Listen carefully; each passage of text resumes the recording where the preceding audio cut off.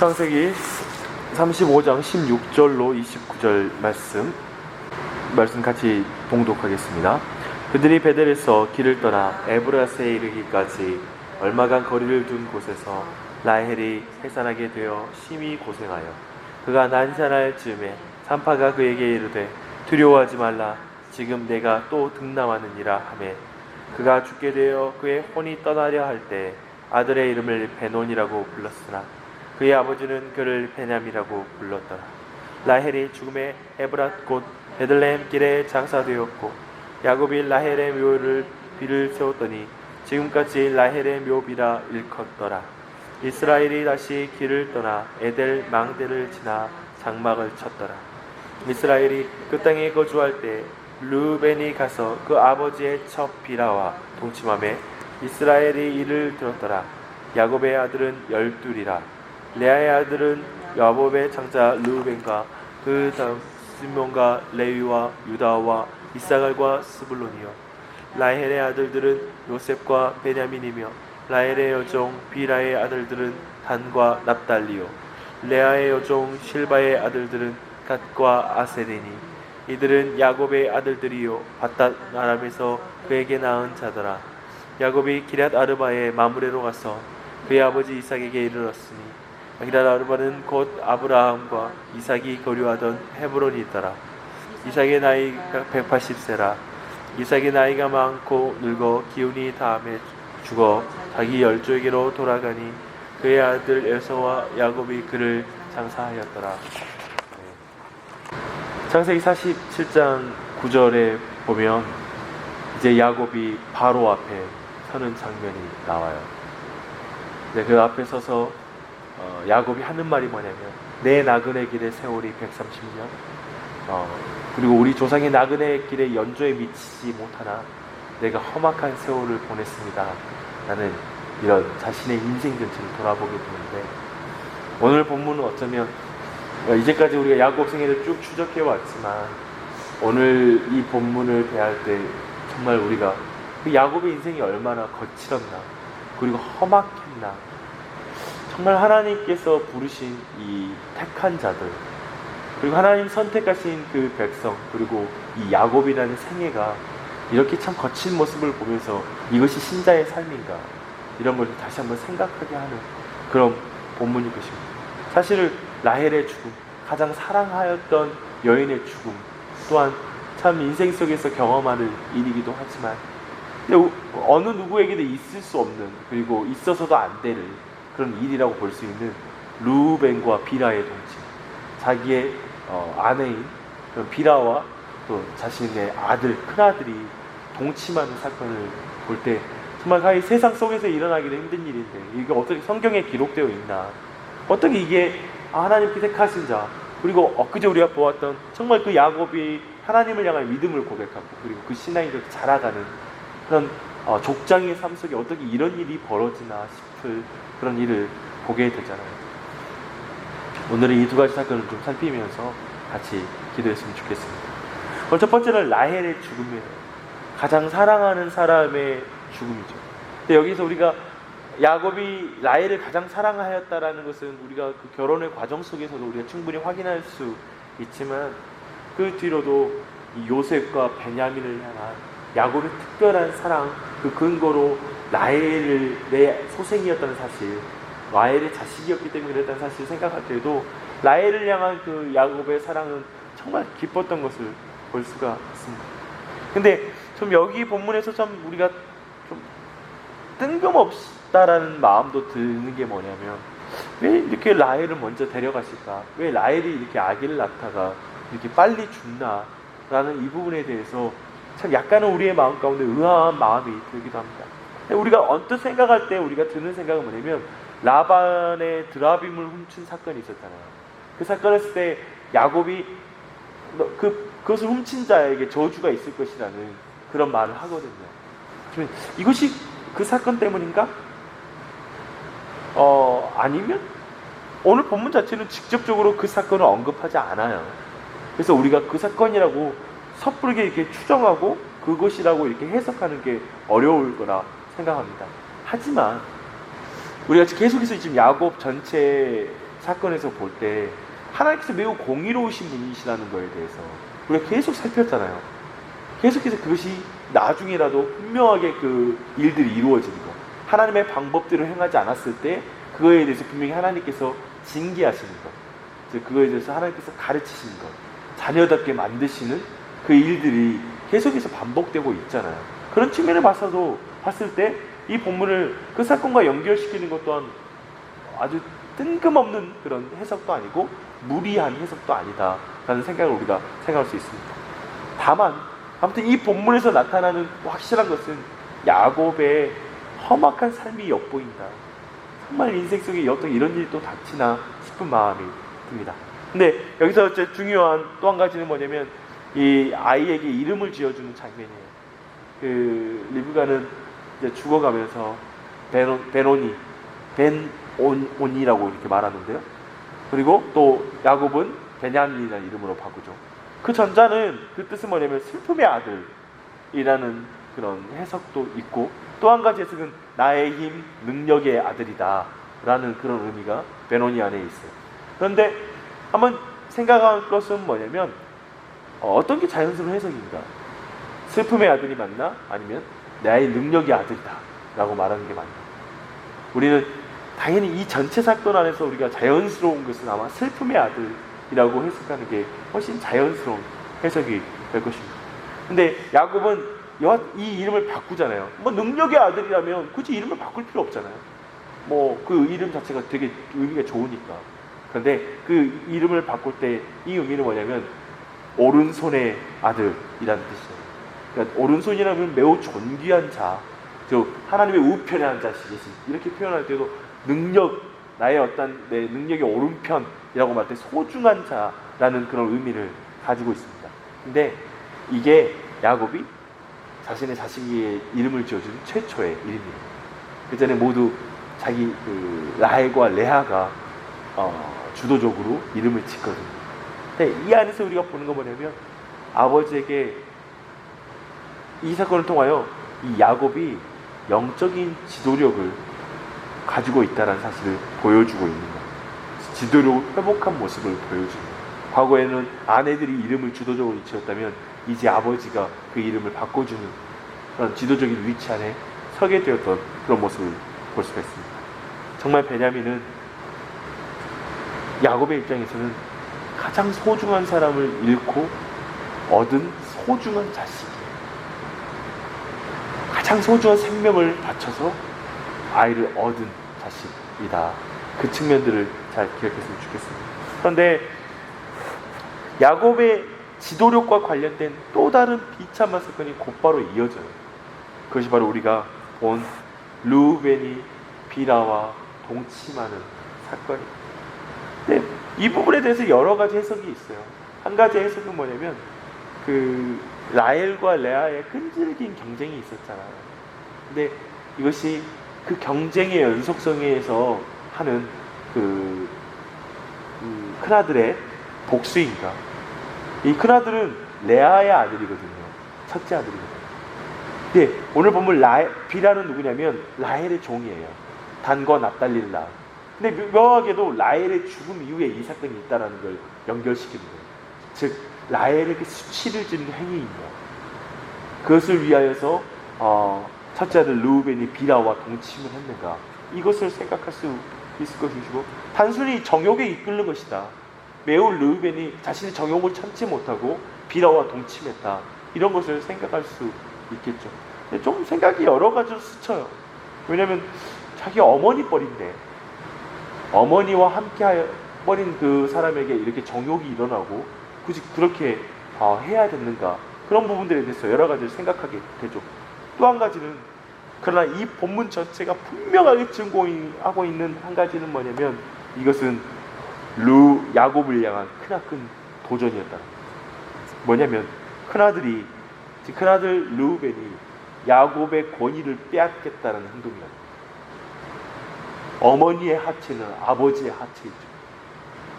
즉 정말 비라를 엿보이는 것은, 비라를 점점 앞에서는 것, 예를 들면 이 본문과 같은 동일한 패턴이 어디에서 나타나냐면, 이제 솔로몬이 솔로몬이 아니라 압살롬이 쿠데타를 일으켰을 때 다윗의 첩들과 잠자리를 함으로 말미암아 자신의 권위가 다윗을 이겼다라는 그런 어떤 마음으로 달려가잖아요. 그와 동일하게 이 부분에 대해서 생각하면 될 것이에요. 즉 정말 그 아버지의 그 비라를 범함으로 말미암아 아버지의 영적인 권위를 내가 빼앗겠다라는 매우 의도적인 행동이었다. 그 위치에서는 실제로 그런 행동이었다는 사실을 기억할 필요가 있습니다. 여기서 우리는 르우벤 안에 어차피 예전에 야곱에게 있었던 그 동일한 장자권에 대한 갈망이 있는 거예요. 자신의 장자됨을 아버지가 살아있을 때 확보하려고 하는, 그 살아있을 때 빼앗으려고 하는 아주 무서운 그런 자리에 지금 거하고 있다는 것이죠. 야곱은 형을 속여서 빼앗았잖아요. 아버지를 속여서 빼앗았잖아요. 지금 르우벤은 아버지에게 수치를 줘서 빼앗으려고 하는 거예요. 너무 무섭지 않아요? 사실은 이런 맥락에서 또 한 가지 볼 사건 가운데 우리가 연결시켜서 생각해 볼 수 있는 부분은 뭐냐면, 디나 사건 때에 시몬과 레이가 매우 주도적으로 그 사건을 풀어나가면서 어떤 자기의 어떤 권위들을 막 이렇게 갖고 있잖아요. 아버지를 무력하게 만드는 장면. 좀 그 가운데 그 또한 갈등을 느꼈고 경쟁심을 느꼈을 수 있다. 그리고 이 사건이 그와 연결되어서 있을 수 있다는 해석 또한 있어요. 한번 생각해 볼 부분이기도 하죠. 여하튼 이 르우벤이라는 이 장자 또한 자신이 장자로서의 어떤 기다렸을 때 마땅히 자신에게 장자의 권리가 올 수 있다는 그 위치를 참지 못하고 또다시 그 가운데 아버지를 엿보이는 그런 모습을 볼 수 있어요. 근데 놀랍게도 성경 본문에서는 이 소리를 듣고 나서 르우벤이 비라와 잠자리를 들었다는 소리를 듣고 나서 야곱이 침묵해요. 아무런 행동을 하지 않아요. 이게 무슨 의미인가? 어떻게 평가해야 되는가? 첫 번째, 라헬에 대한 이런 슬픔이 너무 컸기 때문에 경황이 없었다. 이 문제에 대해서 어떻게 징계할 어떤 계제가 아니었다. 이렇게 말할 수 있고, 또 자신의 아버지를 속였던 일을 기억하면서 깊이 또 회개했을까? 또 한 가지 뭐가 있을까요? 장자권에 대한 과거의 자신의 실수를 생각하면서 그냥 이렇게 절망해 버렸을까? 이것이 너무 충격이어서 아무 행동을 못한 것일까? 여러 가지를 생각할 수 있겠지만 이 순간에 그의 아들 앞에 자신의 영적인 지도력을 발휘하여서 분명히 징계하고 바로잡지 않은 부분에 있어서는 분명히 지금 야곱에게 있어서 영적 지도력에 또 다른 심각한 후퇴를 보게 된다. 또한 이 자신이 그 자리에 서지 못한 모습을 보게 돼요. 물론 49장 3절로 4절에서 분명히 그가 이 부분에 대해서 평가하는 모습들이 나타나요. 즉 장자권을 유다에게 주는 거죠. 이제 르우벤에게 그 장자권을 빼앗는, 그래서 주지 않는 그 명백한 징계의 장면이 나타납니다. 하지만 씁쓸하죠. 지금 이 순간에 아버지가 아무 말도 하지 않아요. 자식이 잘못됐는데. 이 부분은 우리가 되게 생각해야 되는 본문입니다. 말씀 마무리할게요. 야곱의 생애를 볼 때 그 거친 가족사를 어떻게 봐야 할까요?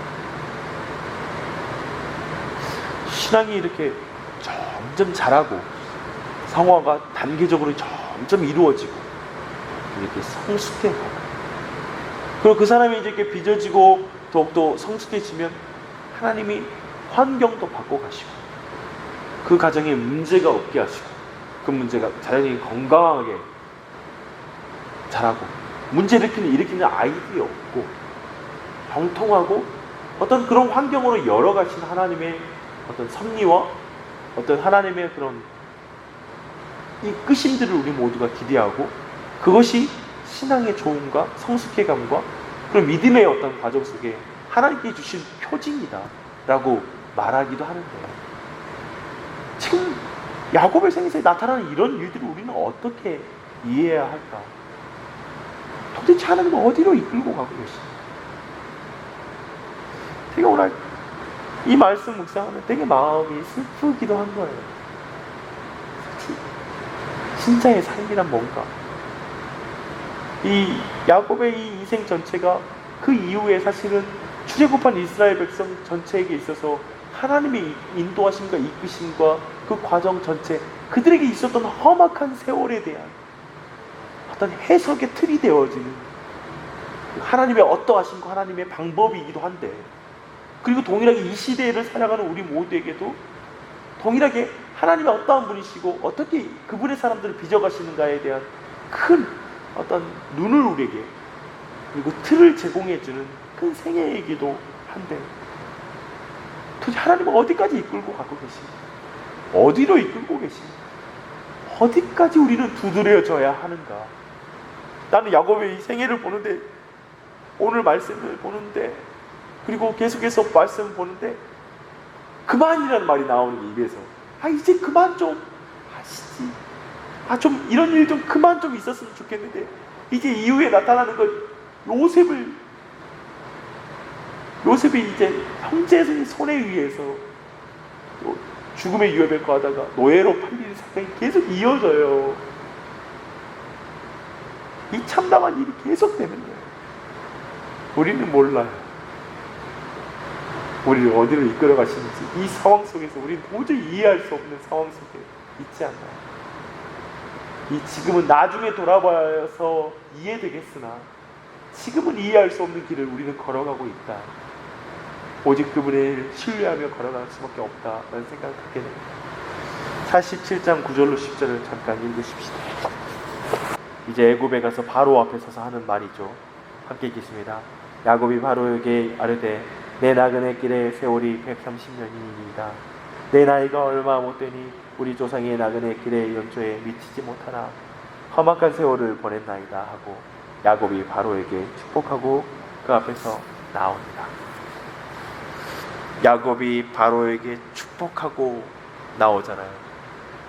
일개 가나안의 족장에 불과한 이 노인네가 고대 근동의 최강대국인 인류 역사상 이 당시의 바로는, 그리고 이 당시의 이집트는 최고의 강대국이요, 그 강한 전제 국가였거든. 거기에 최고 수장, 신이라고 불렸던 인간, 그 바로 앞에 가서 축복하고 나와요. 축복은 높은 자가 낮은 자에게 하는 것이죠. 더 부한 자가 가난한 자에게 하는 것이겠죠. 그러나 야곱이 그걸 하고 나와요.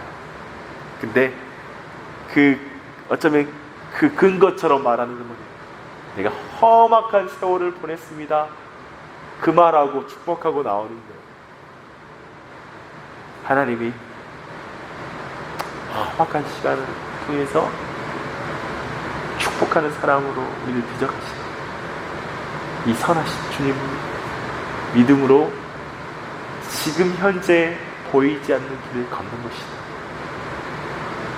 이걸 바라보며 하나님 선하시게 우리를 이 길로 인도하고 계시고 이 목적으로 하나님 인도하고 계시다는 사실을 믿고, 지금 닥치는 이해할 수 없는 험악함, 내 삶의 어떤 인과응보의 원리, 어떤 내 안에 어떤 인풋과 아웃풋이라는 모든 논리에서 도저히 이해할 수 없는 내 인생의 험악한 상황들 속에서 하나님을 신실하게 의지하며 그 길을 걸어가는 것이 인생이다, 사역이다, 삶이다 라는 사실을 우리가 같이 기억하고 기도했으면 좋겠습니다. 함께 기도하겠습니다. 먼저는 우리 개인을 위해서 기도하십시다. 출애굽한 이스라엘 백성은 야곱의 생에서 뭘 봤을까요? 용광로와 같은 인생을 통하여 빚어지는 인생을 봤을까요? 한 가지 또한 분명히 봤을 거 뭐냐면, 자신들이 뛰어난 민족이 아니다, 우리가 아주 훌륭한 가문이고 그리고 아주 훌륭한 조상들을 돕기 때문에 선택받았다는 생각을 추워도 할 수 없었을 거예요.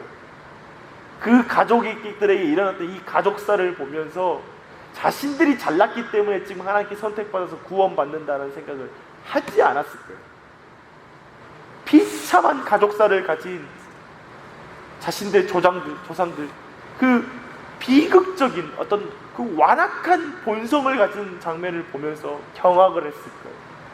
오직 은혜로만 하나님께 부름받았고 선택받았던 사실을 그들은 깨달았을 거예요. 그로 말미암은 민족임을 보았을 거예요. 하나님이 붙들어주지 않으셨다면 자신들이 어떻게 되었을까라는 생각을 하는 자신의 민족에 대한 민족관을 갖게 되었을 거예요. 그리고 하나님이 어떤 분인지 이해했을 거예요. 이 시간 우리 또한 그러함을 고백하십시오. 야곱의 생에 그 가족이 일어난 걸 보면서 오직 하나님의 은혜로만 우리를 불러주시고 이 자리에 세우셨음에 감사의 기도를 드리십시오. 예수님의 이름으로 기도합니다. 이 시간 우리 가정을 위해서 우리가 기도하십시다. 가정은 하나님이 우리를 빚으시는 장소입니다. 가정에서 하나님을 보지 못하는 자는 불행한 신자이겠죠. 신자의 가정에도 말 못할 어려움이 있습니다. 어쩌면 정말 부부 사이에도, 그리고 아이들의 문제에 있어서도 누구에게가 차마 말하지 못하는 그런 것이 있을 것이고요. 우리 형제들 사이, 우리 부모님, 친척들, 그 안에서도 우리가 참에 입에 담지 못할 패역함과 그리고 더러움과 그리고 아픈 가족사를 가진 사람들도 있을 것입니다. 하나님을 경외하지 못하는 모습도 있을 것이고, 이 시간에 우리 가정 안에 있는 죄를 좀 고백하십시오. 그냥 우리가 불평하고 원망하는 가족의 문제가 아니라 우리가 하나님 앞에 대신 회개하고 하나님 앞에 그 죄를 고백하는 그런 문제로 받아들이십시오. 그 안에 다시 한번 내 자신을 영적인 리더십을 회복시켜 주시고, 바로 이런 기도를 드리는 영적 리더십이 내 안에서 회복되게 해달라고, 그런 기도와 함께 성령님의 도우심을 의지해서 이 시간 가족들을 위해서, 특별히 우리 양가를 위해서 우리 같이 기도하십시다. 기도하겠습니다. 하나님 아버지, 예수님의 이름으로 기도합니다. 이 시간에 우리가 한국교회 그리고 이 지역에 세워질 교회들을 위해서 기도하십시다. 한국교회의 실패와 수치를 한번 기억하십시다. 참담한 일이죠. 세상에서 수치를 당하니까요. 그런데 우리 안에, 교회 안에 있는 이 영적인 간음, 정말 교회 안에서도 벌어지는 육체적인 간음, 물질과 세속과 섞어버린 이런 간음,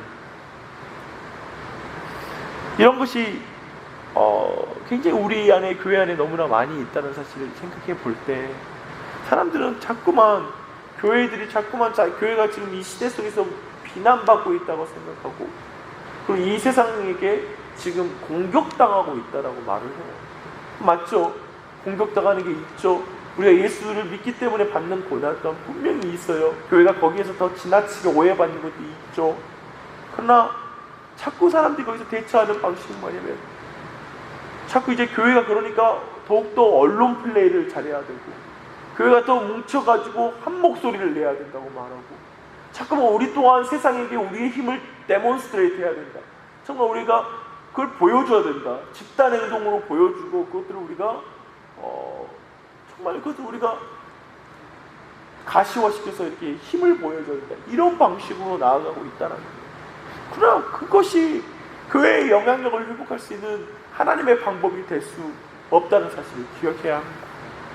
사실 그런 하나님만이 아닌 참된 복음으로의 어떤 돌이킴이 아니라 어떤 그 세속적인 방법을 통하여 또다시 교회의 영향력을 회복하려고 하는 그런 모든 시도 자체가 사실은 심판의 근거가 되는 것이죠. 오늘 어쩌면 르우벤이 자신의 힘으로, 아니면 자신의 어떤 방법으로 장자의 권리, 아버지의 어떤 그 권위에 도전하는 것처럼, 거기 안에 영적인 리더십이 있는 것처럼, 가질 수 있는 것처럼 그렇게 생각했던 이런 간음의 모습이 우리 교회 안에 너무나 있다. 그리고 이 시대 안에 있다는 사실을 기억할 필요가 있을 것 같아요. 이걸 좀 우리가 아파하면서 기도했으면 좋겠습니다. 하나님, 한국교회의 이러한 죄들을 용서해 주십시오. 그리고 이 지역에 세워지는 교회들이 정말 세상이 말하는 방법과 방식, 어떤 논리와 근거, 그런 걸로 교회의 어떤 영적인 리더십을 이 땅에서 가지려고 하는 게 아니라 참으로 예수 그리스도 안에서, 그분 안에서 바르게 그것을 추구해 나갈 수 있는 교회들로 세워달라고 기도해 주시고, 그 일 가운데 우리 교회 또한 설 수 있는 은혜를 베풀어 달라고. 우리가 뭐가 잘났어요? 뭐가 우리가 더 뛰어나요? 아니잖아요. 겸손하게 우리에게 그 은혜를 베풀어 달라는 것을 하나님 앞에 간구하십시다. 기도하겠습니다. 하나님 아버지,